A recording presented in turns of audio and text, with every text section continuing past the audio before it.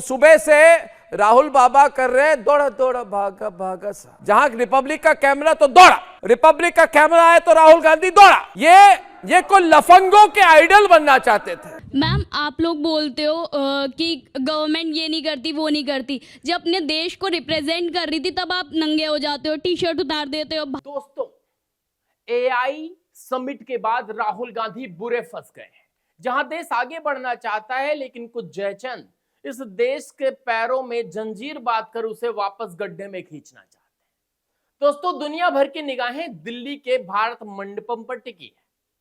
मौका AI impact summit 2026 का। दुनिया के बड़े बड़े विदेशी मेहमान, वैज्ञानिक और निवेशक भारत का दम देखने आए थे। लेकिन यहां क्या हुआ वो आपने सबने देखा होगा।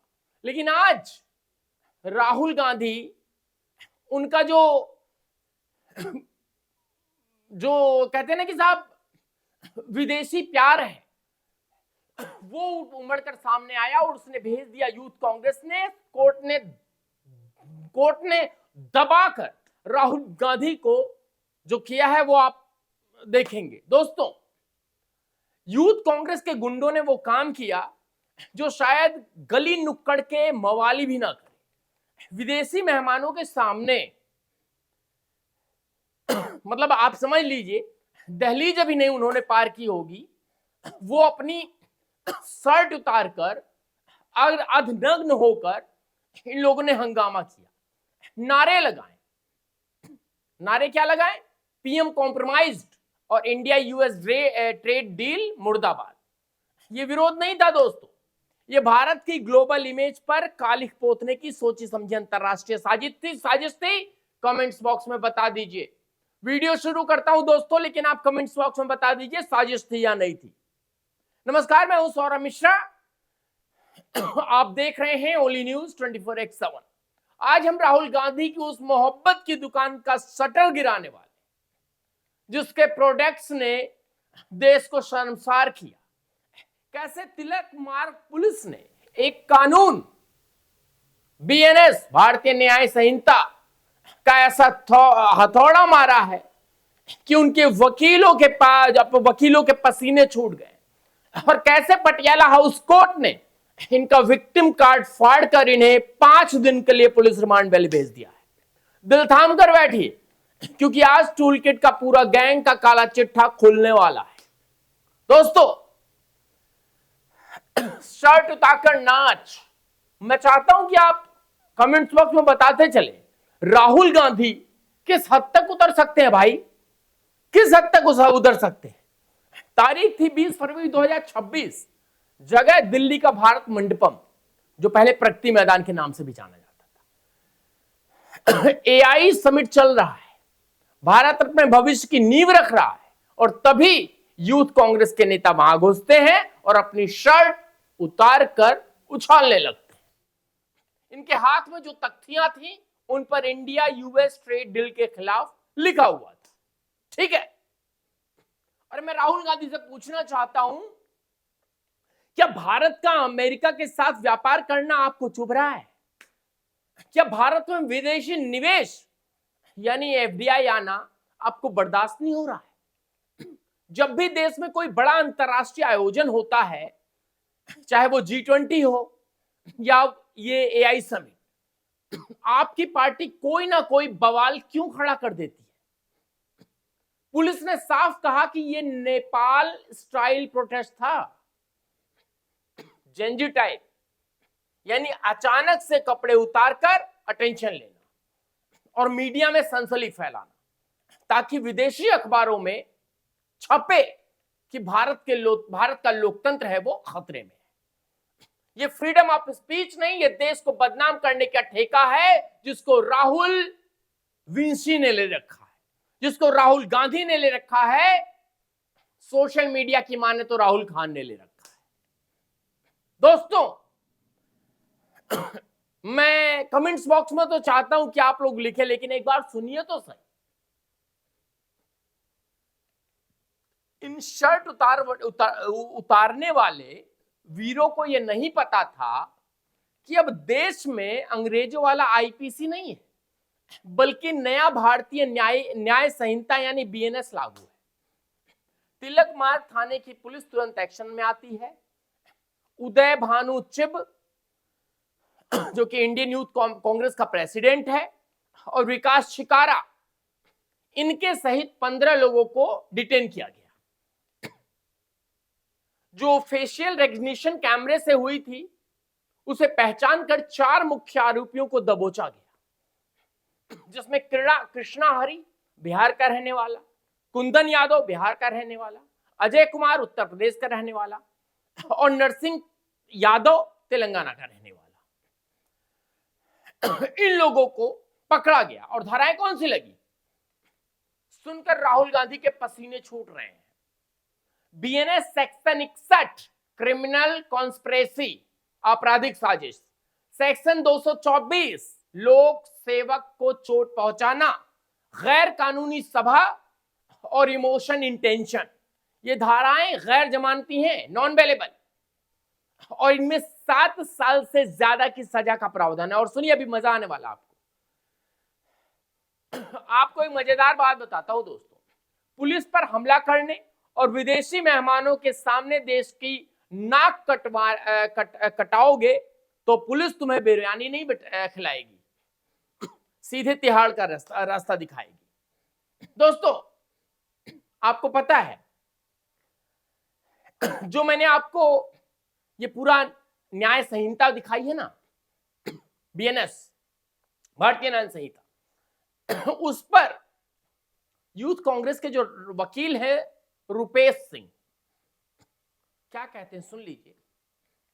इस ड्रामे का पूरा जो एक तरह से कहें कि दूसरा एक्ट है, 21 फरवरी को पटियाला हाउस कोर्ट में पेशी होती है। यूथ कांग्रेस के वकील रुपेश सिंह बाहर आकर मीडिया के सामने विक्टिम कार्ड खेलते हैं। क्या खेलते हैं, सुन तो लीजिए। छाती पीटकर कहते हैं, अरे ये तो राजनीतिक टारगेटिंग है, 7 साल से कम सजा वाली धाराओं में रिमांड कैसे मिल सकती है, हमें तो एफआईआर कॉपी भी नहीं दी। ये इनका पक्ष था। लेकिन रुपेश जी, आप कोर्ट को गुमराह कर सकते हैं, मीडिया को कर सकते हैं, एक बार को मानते हैं, लेकिन देश की जनता बेवकूफ नहीं है और कोर्ट को गुमराह करने की केवल कोशिश कर सकते हैं। कोर्ट को गुमराह करना आसान नहीं है, मीडिया को गुमराह कीजिए। एएनआई का पत्रकार सवाल पूछ रहा था, भाई साहब अपने मन से कुछ भी बोले जा रहे हैं। अरे साहब, आप आधा सच क्यों बोल रहे थे? एफआईआर में जो आपराधिक साजिश है, भारतीय न्याय संहिता 61 और पुलिस पर हमले 224, ये धाराएं हैं, वो बेहद गंभीर और गैर जमानती हैं। और पता है क्या कह रहे हैं? इनका कहना है जिन पर 7 साल से कम वाली धाराएं लगी हो, उनको डिटेन नहीं किया जा सकता,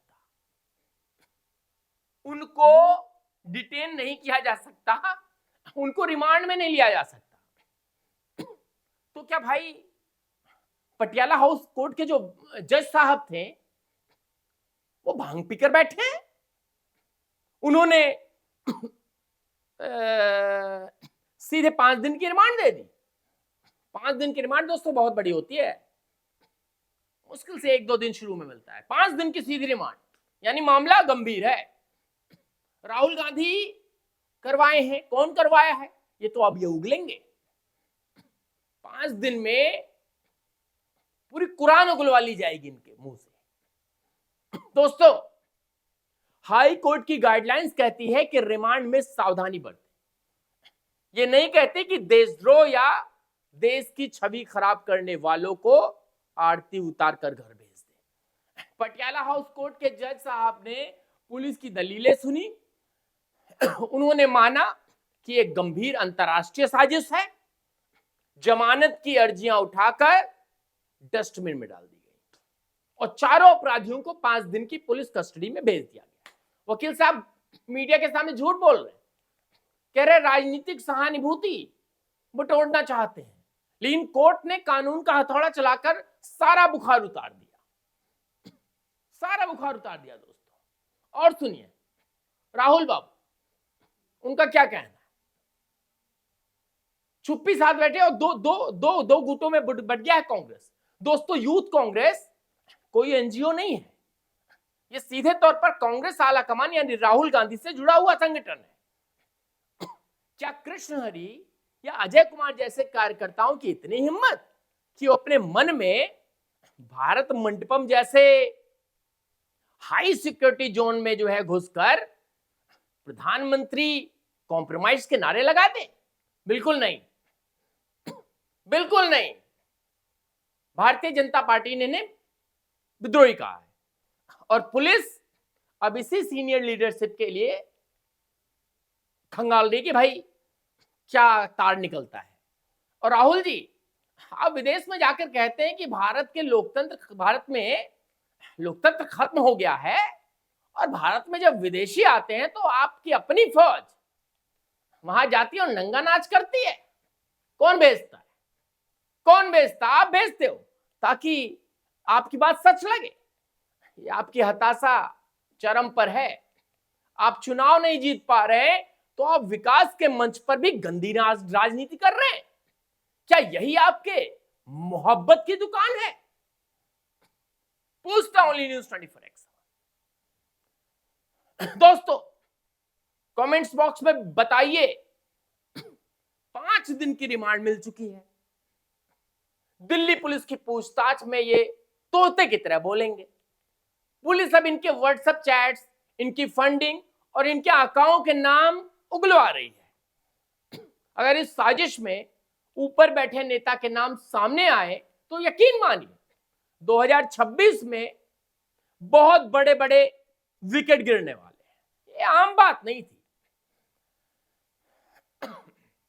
आपने देखा होगा कि जब ट्रंप का दौरा था भारत में तो किस तरह से दिल्ली में दंगे भड़काने की कोशिश की गई थी,